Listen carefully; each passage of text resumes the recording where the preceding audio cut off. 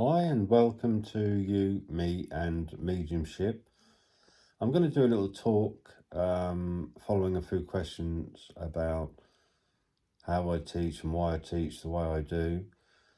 And I thought I'd do a video rather than answer a number of comments that have been left and asked about the teaching side of things and why do I teach differently, and what are my opinions on other methods. And so I thought I'd do a video, try and cover as much of that as I can, and just to put you in the picture, I guess. Many people ask many questions when I put videos on, and I try and point them in the right direction to some other videos that I've done, but I thought it'd be simpler just to do one based on this and the methods I use and why I use them. Not everybody's cup of tea and not everybody's opinion is the same as mine, obviously, and I respect other people's opinions, so hopefully they will do the same with mine.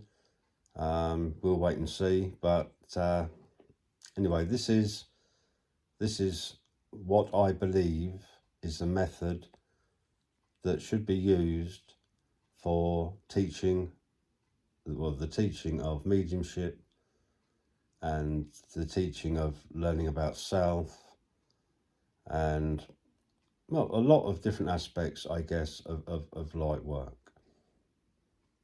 So a little bit about me, I guess, really, and how I came to the conclusions that I did. I will be frank with you. I've attended, I think, possibly one course many moons ago, which was good. I will say that it was very good, in the respect that it didn't really follow many of the conventional methods. It was more based on sitting in a circle, I guess, and going off and more or less repeating what we've seen and what we'd sensed. I found it very difficult to follow the particular method of connection that was taught. It was very basic to some degree, which I like. I do like things to be simple. And it was a kind of meditation, I guess. It was a meditation that was spoken as we sat and we followed. It didn't work for me personally. One or two others in that particular circle, and I guess there's probably at least 30 people, I guess, also struggled with it. But I was quite lucky in the respect that I did, at that point, understand why I have the interest I do, and especially with American Indian culture. I've always had the interest. I've had no idea why, but I have. And one or two facts came to light that day as to why. I won't go into too much detail about that, but I do have this affinity with the American Indian culture, its spirituality, and yeah, it was good. It was good in that respect. I learned a bit there. So apart from that, I'm very much a natural, self-taught medium, and I was lucky to grow up in what we call in the UK the Fen, so in the middle of nowhere basically, and you tend to absorb an awful lot of natural energy whilst you're out and about on your own, especially in woods and things. And a lot of people, a lot of teachers especially, will tell you to do that, which is great, and to go out for those walks and absorb the energy that surrounds you. The energy that we have as mediums is a natural one. It's not man-made. It's not mixed in a pot and swallowed or anything like that. It's It's a very natural ability, one that we're all born with, and it's something we carry as natural beings. It's within us, and it can't be taken away. It certainly can be buried. And obviously, the more materialistic we are, the more we live through the mind rather than the heart and soul, then obviously the deeper it gets buried. So that kind of leads on to the first aspect of the teaching. I believe it's very important to learn as much as you can about yourself. Not an easy task, by no means, but it's well worth spending the time sitting. And that's why I tend to call what many call sitting in the power, I call it more of sitting for self and sitting for spirit. There is really no power, I guess, that you could sense or see. It's a natural energy that emanates from you while sitting in that state. So we don't start to glow in the dark or anything like that. So, you know, power can be a bit harsh, I think, as a description of that that particular energy. It's more of a natural energy that we are emanating, emanates from us, and that spirit sense pick up upon and obviously merge with.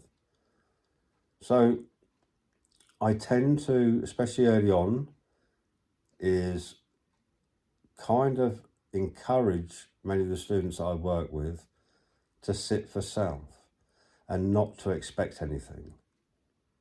We can obviously send that intent out, and the best thing to do is just to do that, is to send out the intent to spirit, that you're there for them, you're there for self, you're there to understand self better, the spiritual side of things, or the spiritual side of self. And it's best to spend a few weeks just doing that. And the more you learn about yourself, you get a lot of surprises. And it's best to question the way you react to certain circumstances, why you react the way you do, and what would be a better way of reacting, and what would be a more spiritual way of reacting in those circumstances. So you kind of question even your everyday experiences. You kind of sit in that silence and question those and look at how you reacted and question yourself and learn about yourself. Because once you get that grasp of who you truly are, who you really are, not the self other people see, not the self other people perceive, but the real true self. Once you get a grip of that, you've then got the most important tool in the toolbox to use for communication with spirit. Because it's that true self, that energy, that natural energy that emanates from you, is what spirit will sense, will see, and will work with. So it's important that we get to know it so we can use it in the right way. So that's kind of stage one, I guess, is learning about self, or step one, learning about self. And then it's important that I learn about you. I don't need to know all the ins and outs at all. I don't wish to know all the ins and outs really, because that won't help. But I learn about your spiritual self, who you truly are. And I will, if need be, ask you maybe to go back and look at different aspects of that. And many do. And many have many surprises. But it's interesting that a lot of the students I work with have had difficult lives. Many of them have. So I don't need to know, like I said, the ins and outs of that. That's personal, it's confidential, and that's your business, not mine. But what we can look at is how you deal with those things, because obviously you need to deal with them. And some are very difficult to deal with. There are some students who have already dealt with things in a very positive way, have moved away from the situations that they found themselves in, and have completely turned things around. And I am even now amazed by how some people just overcome things so well with strength. They find that strength within themselves, not necessarily from outside of themselves, but within themselves. It's that spiritual self that they have used to overcome many of the problems that they have been faced with in the past. So it's important that we understand that and we know how to use that tool of self to help us get over many of those traumas. We are spiritual beings. We walk around in bodies of matter, all unique. We all have our unique purpose. We all have our unique paths. And the biggest mistake many of us make is we walk away from the uniqueness and follow the path of others. Other people's ideas, other people's perceptions, other people's experiences. And the problem is other people's experiences do not always help. And sometimes it's important that we find that answer within ourselves rather than within someone else. We all need support, and obviously others help with that. And that's important. But we need to find that self to deal with whatever it is we are dealing with, and then we can move on. Like I said, we all have purpose, and there's a huge variety of purpose. That's what makes us unique. We know what our purpose is. We know why we're here. We know what we need to learn. It's not at the forefront of our minds. It's buried away, but we know that we need to do certain things within our lives to help us move on spiritually, not necessarily materially, but more spiritually. The path we have is a chosen path, and many people turn around and say, no way would I have chosen this path. But that's just looking at it from a human being's thought point of view, I guess, rather than a spiritual one. The spiritual thought process is different to how we think as human beings, because we are kind of very restricted in our thought. We only see things in a certain way, and we don't look at them in a spiritual way. If we did, then the world would certainly be a lot better off, would be a better place to be. So once we grasp that self and we sit in that silence and we practice that as often as we can, and we become accustomed to that, you will find naturally you will start to sense. You start to sense that energy around you, that presence of spirit. So at that point, I then guide. I don't teach you, I will guide you as to how to work with that presence that's around you. How to link with that presence, how to communicate with that presence. And it takes time, it does take time. Some people are a lot quicker at that than others. But what I try and do is to kind of steer my students away from the common practices of meditation, if you like. Meditation is a great tool. It's a great tool for bringing peace to the body, to the soul. It's a great tool for that. But there's a difference between meditation and sitting for self and spirit. There is a vast difference. So once a student starts to experience that presence, that energy that's around them, I try and make them understand why that is happening. It's happening because that energy that you've grasped, the energy of self, that you can now lock onto, if you like, that you can now feel within yourself, that energy within you, now you have that there, is something that you learn to emanate out into the world, out into that atmosphere around you, if you like. you're kind of pushing it out naturally. You are not imagining a light coming from the top of your head. You're not imagining a light from the chest. You're not filling a room with a light. You are simply putting out energy of love and light from within self, and naturally you are not imagining it. So it's a natural flag for spirit, if you like. They will naturally link in with that energy of intent, of open heart, of love that emanates from the spiritual self. That, like I said, is the number one tool that you need to find. That love, light from within you. You do not have to artificially push that out there, because you have found it, it is there, you are sitting with that intent, and it emanates from you naturally. And like I said, spirit will pick up upon that. They will see that, they will sense that, they will merge with that. And that mergence is, again, is another tool that you use.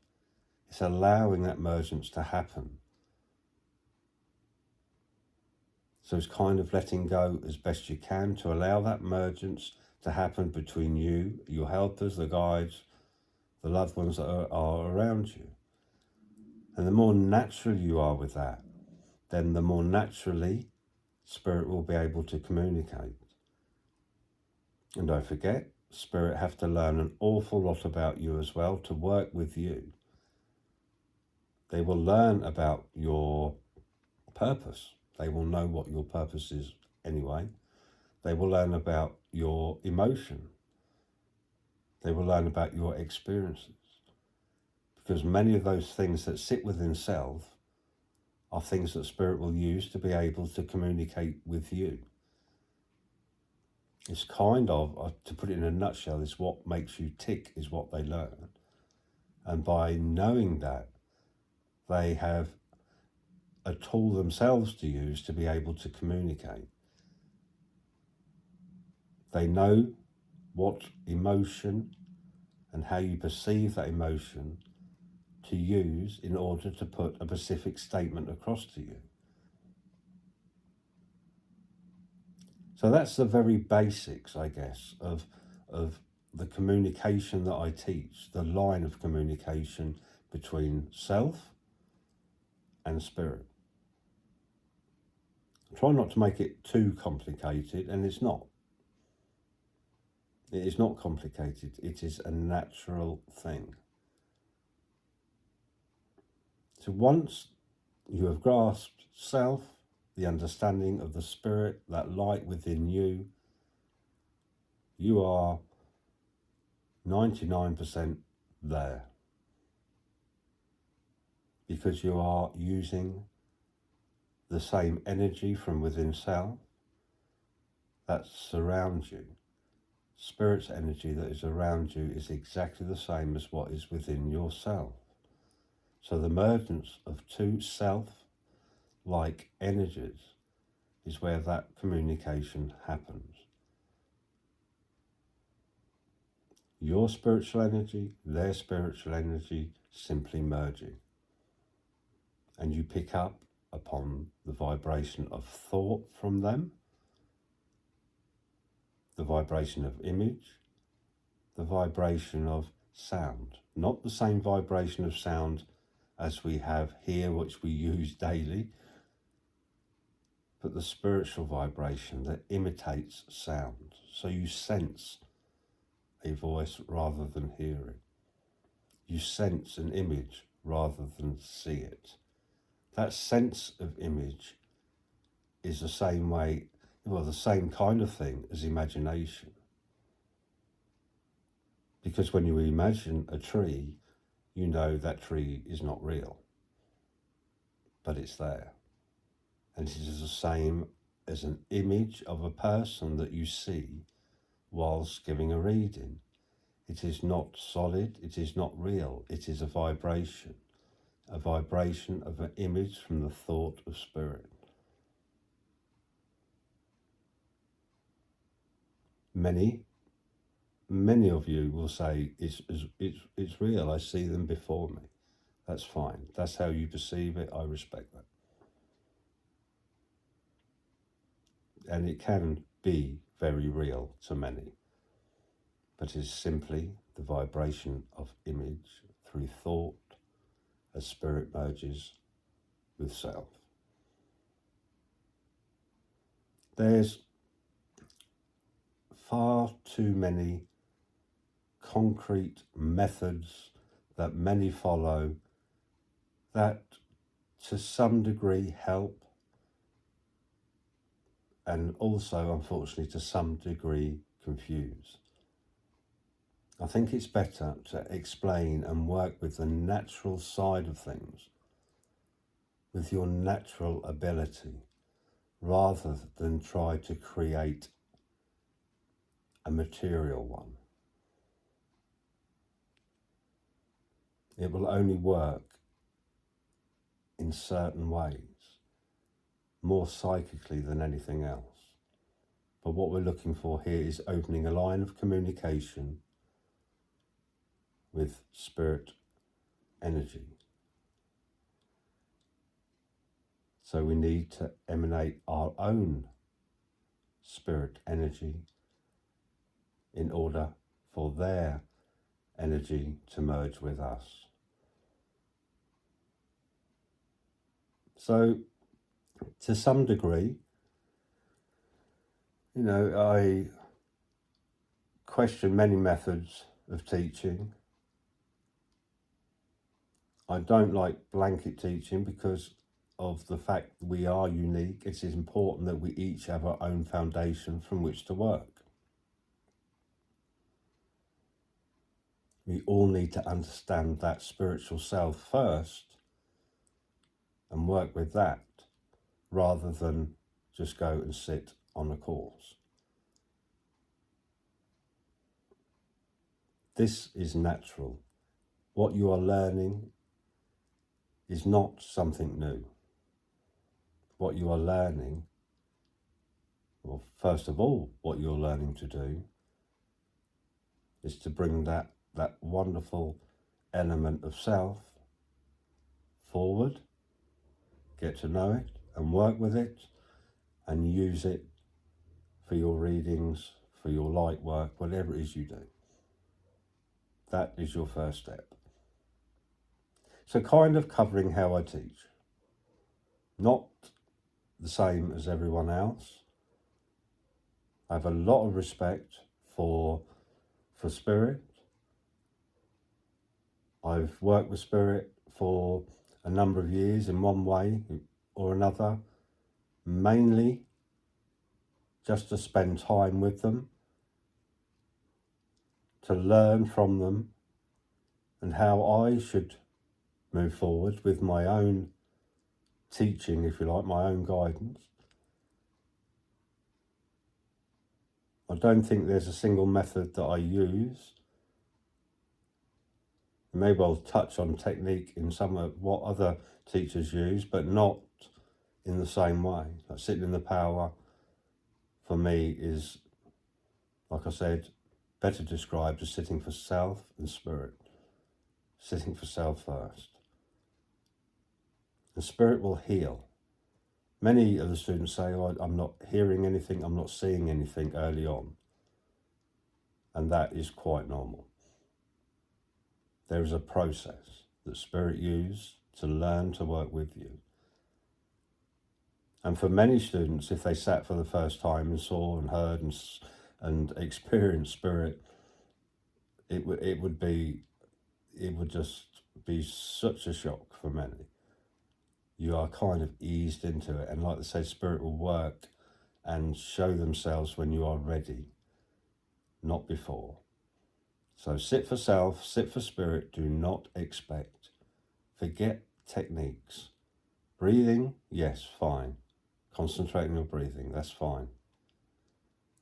But apart from that, just sit in your silence and be and allow. And in time, that communication will happen. That's it from me for tonight. I hope it helps a little bit. explain myself. And I'll speak to you all again very soon. Please like, please subscribe. I have a Patreon where I guide and teach on there. So please, you're more than welcome to go on there. I'll put this in the description. I'll put a link. And I hope to speak to you all again very soon. But spend as much time as you can sitting for self and spirit. Good night.